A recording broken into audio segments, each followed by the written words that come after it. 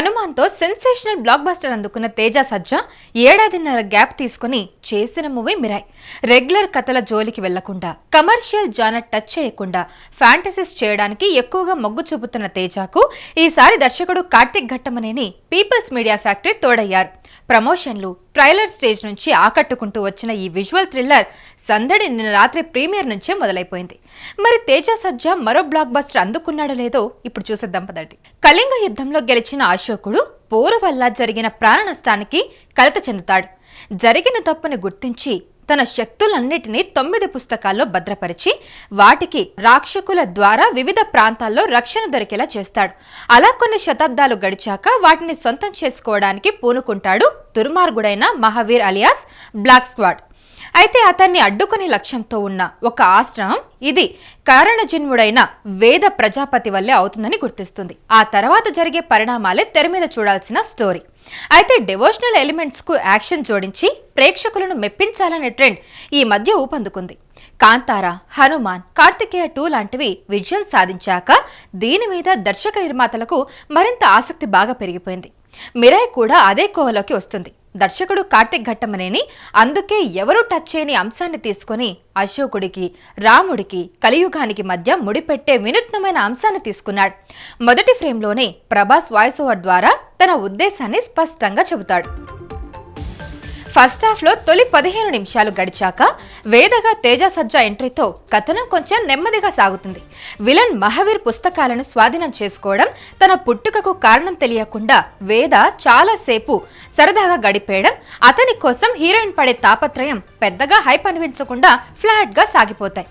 హిమాలయాలకు తేజ సజ్జా ప్రయాణమయ్యాక అసలు కిక్ మొదలవుతుంది.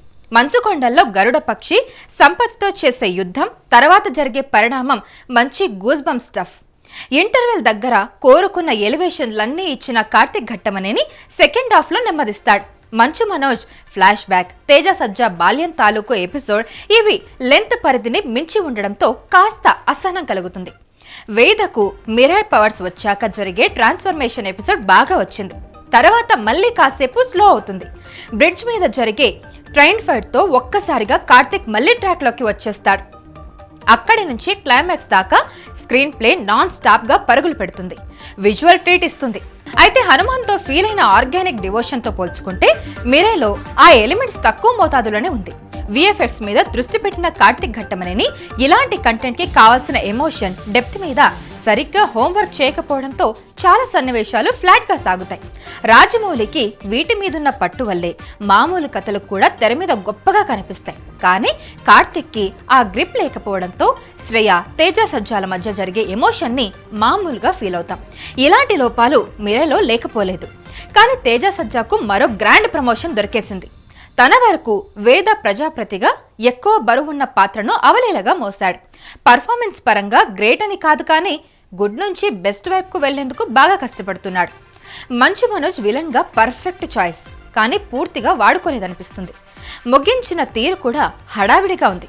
హీరోయిన్ రితికా వర్మతో గ్లామర్ షో చేయించకుండా కేవలం నటనను పరిమితం చేయడం మంచి విషయమే. తల్లి పాత్రలో శ్రియా శరణ్, అగస్త్యమునిగా జయరాం, రాక్షకుడిగా జగపతి బాబు హుందాగా ఉన్నారు. తిరుమల కిషోర్, వెంకటేష్ మహాలు రాంగ్ చాయిస్ అయ్యారు. అయితే సాంకేతికంగా మిరైకు బలంగా నిలిచింది విజువల్ ఎఫెక్ట్స్. కొన్ని చోట్ల ఏఐ వాడకం కృత్రిమంగా ఉంది. ఓవరాల్ గా పరిమిత బడ్జెట్ తో ఇంత గొప్ప క్వాలిటీ తేవడం గ్రేటే. గౌరహరి బ్యాక్గ్రౌండ్ స్కోర్ మిరైకున్న ప్రధాన వెన్నుముక్క. మంచి సౌండ్ సిస్టమ్ ఉన్న థియేటర్లో దీన్ని ఫీల్ అవ్వచ్చు. దర్శకుడే కెమెరామెన్ అయితే కలిగే ప్రయోజనం మిరాయ్ క్వాలిటీలో బయటపడింది. ఆలోచన, కన్ను రెండూ తనవే కావడంతో కార్తిక్ బెస్ట్ వర్క్ ఇచ్చారు. సంభాషణలు పర్వాలేదు, ఇంకొంచెం బెటర్ గా ఉండాల్సింది. ఆర్ట్ వర్క్ ని మెచ్చుకోకుండా ఉండలేం. పీపుల్స్ మీడియా ఫ్యాక్టరీ నిర్మాణ విలువలు అంచనాలకు మించి గ్రాండ్ గా ఉన్నాయి. అయితే ఫైనల్ గా చెప్పాలంటే మిరాయ్ ఒక డీసెంట్ విజువల్ ట్రీట్. త్రేతాయుగం నుంచి కలియుగం దాకా రకరకాల అంశాలను జోడించి మంచికి చెడుకి మధ్య యుద్ధాన్ని చూపిస్తూ ఎలివేషన్స్ కేవలం హీరోకి మాత్రమే పరిమితం చేయకుండా దేవుడికి ఆపాదించే ఇలాంటి ప్రయత్నాలు పిల్ల పెద్ద తేడా లేకుండా ఎక్కువ శాతం కనెక్ట్ అవుతాయి. కల్కి, హనుమాన్, బాహుబలి లాంటి క్లాసిక్ సరసన నిలిచే స్కోప్ సబ్జెక్ట్లో ఉన్నప్పటికీ కొన్ని పొరపాట్లు, తడపాట్ల వల్ల అక్కడికి చేరుకోకపోవచ్చు. అయినా సరే ఫ్యామిలీతో కలిసి చూసే వాటిలో ఈ నెల గుడ్ చాయిస్ గా మిరానే నిలుస్తుంది. ఇంతకీ ఆ మూవీ చూసారా? ఎలా అనిపించిందో కామెంట్లో తెలియజేయండి.